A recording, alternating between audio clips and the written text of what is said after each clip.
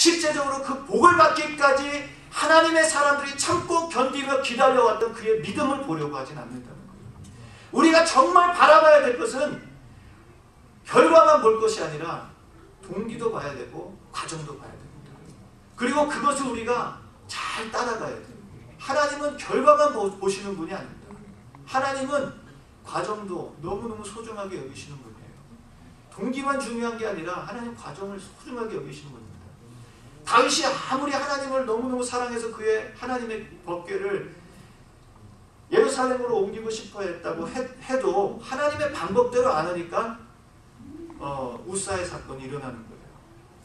오늘 우리도 마찬가지예요. 아무리 우리가 마음은 좋지만 하나님 사랑하는 마음이 있어도 하나님의 방법을 무시하고 어떻게 내가 하면 되겠지라고 생각하면 결국 실패합니다. 근데 오늘 우리가 주님의 말씀을 보면은 사탄이 예수님 앞에 찾아와서 그 굶주리고 40일을 정말 주야로 금식하시면서 굶주리신 예수님, 우리와 똑같은 육체의 연약함을 입고 오신 이 예수님께서 정말 40일을 금식하셨을 때 얼마나 굶주리셨겠어요. 사탄이 와서 처음에 시험하는 게 무엇입니까?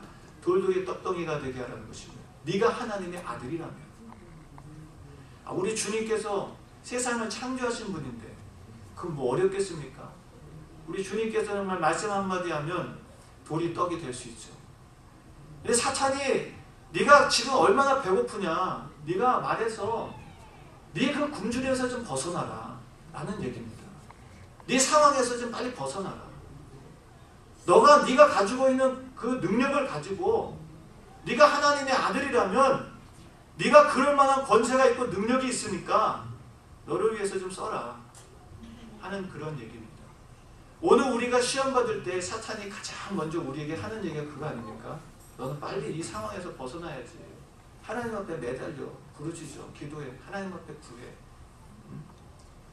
사실 우리가 시험 받을 때 가장 중요한 것은 시험에서 벗어나는 게 중요한 게 아닙니다. 광야에서 벗어나는 게 중요한 게 아니에요.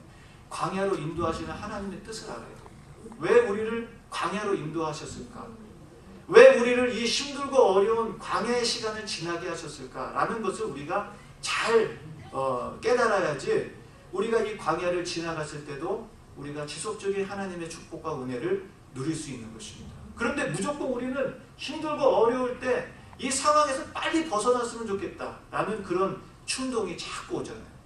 하나님께서 지금 어리석고 미련한 분이 아닌데 이렇게 힘들고 어려운 상황을 주신 하나님의 분명한 목적이 있는데, 이 시험을 주신 하나님의 분명한 목적이 있는데, 이 과정을 지나게 하시는 하나님의 목적이 있는데, 하나님께서 정말로 하나님 예수님을 사랑하시고 예수님을 하나님의 아들로 그렇게 칭찬하시면서 자랑하시면서 욥이 정말 하나님 앞에 자랑거리였기 때문에 시험 받잖아요.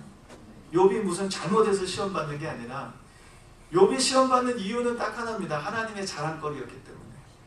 오늘 우리가 신앙생활하면서 신앙생활 열심히 하려고 할 때 찾아오는 시험들은 내가 잘못해서, 내가 부족해서, 내가 뭐 하나님 앞에 실수해서, 물론 그래서도 우리가 시험 받지만 우리가 정말 하나님 앞에 신실한 믿음과 신앙을 지킬 때 찾아오는 시험들은 하나님이 우리를 너무너무 사랑하시고 자랑하기 때문에 허락하시는 시험인 줄로 믿습니다. 그러면 그때 우리가 가져야 될 생각은 빨리 여기서 벗어나야지. 이 힘들고 어려운 시간에서 빨리 벗어나야지 라는 것보다 더 중요한 것은 내가 그 자리에서, 그 현실 속에서 내가 하나님의 나로 이 시간을 지나게 하는 목적을 알아야 된다는 것입니다. 이 과정은.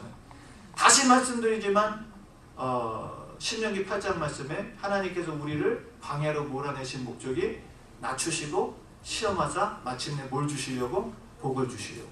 하나님께서 광야로 시험의 과정을 지나게 하셨다는 것입니다.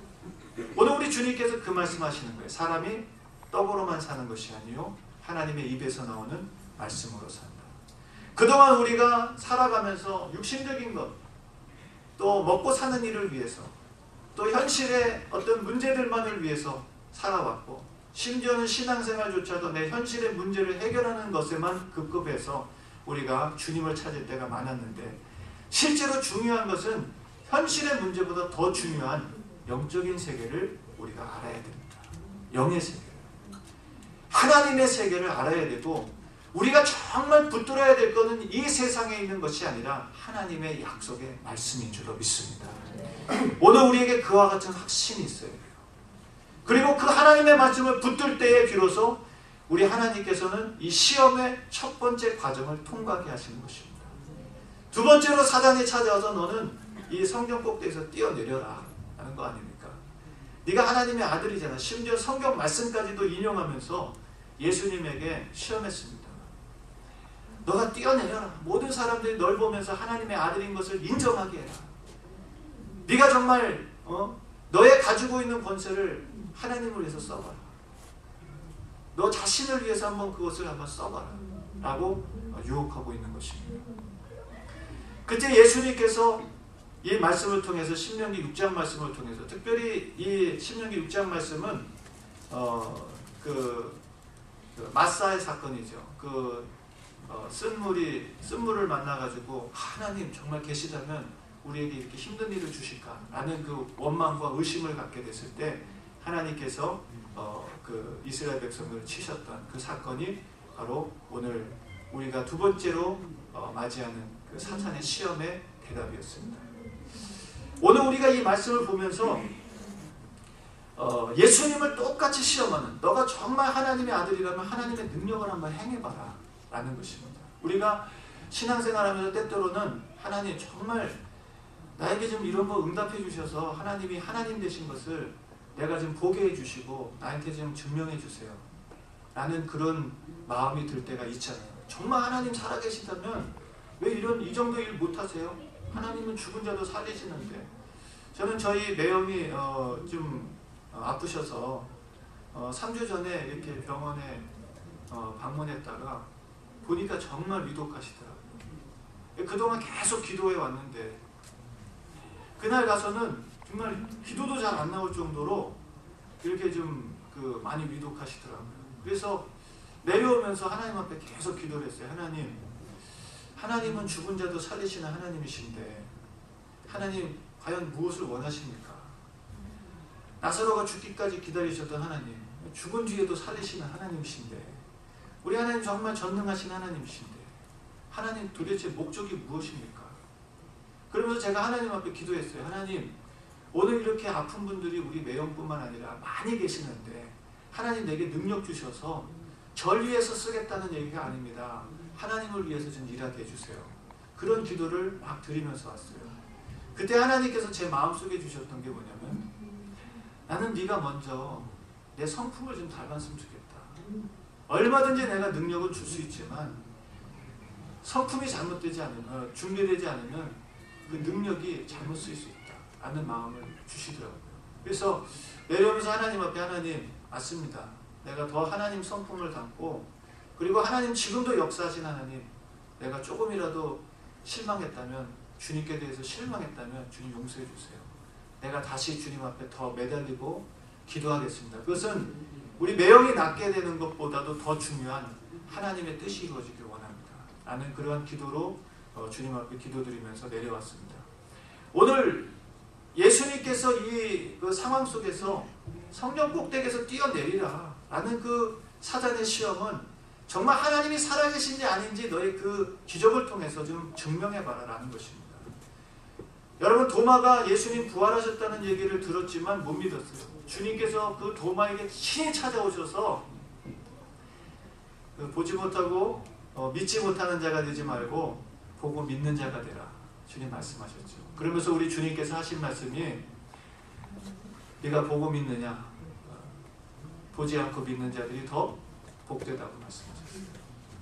실제로 오늘 우리가 우리의 상황 속에서 하나님이 의심될 때가 있어요. 하나님 살아계시다면 왜 이렇게 하실까? 정말 하나님이 살아계시다면 이 정도 못하셔? 라는 생각이 들 때가 있습니다.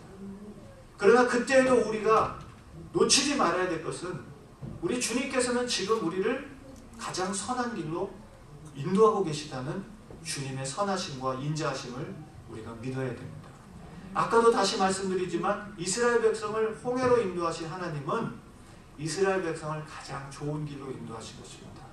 광야로 인도하신 것도 마찬가지예요. 가장 좋은 길로 인도하신 거예요.